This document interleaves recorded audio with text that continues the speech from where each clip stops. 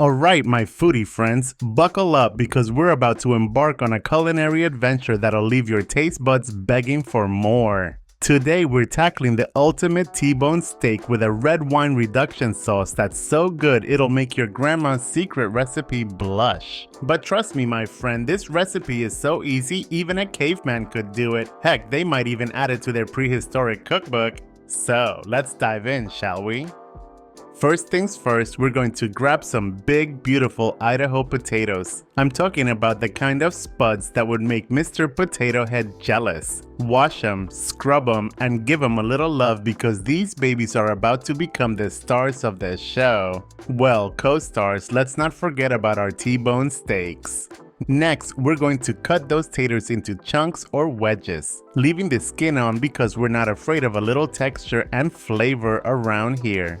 Toss those babies in a bowl with some olive oil until they're glistening like they've just been to the spa. But wait, there's more. We're going to season those potatoes with salt, pepper, and Italian seasoning. Why Italian seasoning, you ask? Well, my friends, because we're not just making roasted potatoes, we're making Italian-inspired roasted potatoes, bellissimo. Now pop those seasoned spuds into a baking dish and let them hang out in the oven for about 20 minutes. But don't go too far because we're about to add the piece de resistance, asparagus. Grab a bunch of these green stalks, trim off the tough ends and toss them in with the potatoes. Drizzle a little more olive oil over the asparagus and season them with salt and pepper because we're not messing around here. Back into the oven they go for another 10-15 minutes until the potatoes are crispy on the outside and the asparagus is tender crisp.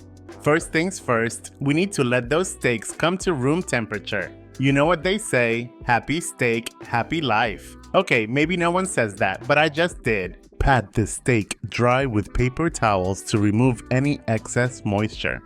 Next, we're going to season those bad boys with salt and pepper. Don't be shy, really lay it on thick. We're not here to play around, we're here to create culinary masterpieces. Now, it's time for the sizzle. Fire up that grill or heat up your skillet until it's hotter than the latest gossip. Oh, and don't forget to brush the grill with a little olive oil. We want to keep things nice and juicy, if you know what I mean. Throw those steaks on the grill or into the sizzling hot skillet and let them sear to perfection. We're talking a beautiful caramelized crust on the outside while keeping that juicy melt in your mouth interior. For medium rare, you'll want to cook them for about 4-5 minutes per side. But, of course, adjust the time to your desired level of doneness. Once those steaks are seared to absolute perfection, transfer them to a plate and tent them with foil to rest. This resting period is crucial, my friends, as it allows the juices to redistribute throughout the meat, ensuring every bite is as succulent as the last. While the steaks are catching their breath, it's time to work on that sauce. We'll get to that in just a moment, but first let me remind you that you deserve a sip of that delicious red wine you'll be using in the sauce. After all, you've just nailed the perfect sear on those T-bones and that's worth celebrating. Now, this is where the magic happens, folks. We're going to add some garlic, beef broth, red wine, and balsamic vinegar to the same pan we cooked the steaks in. Why? Because we want to capture all those delicious flavors that were left behind.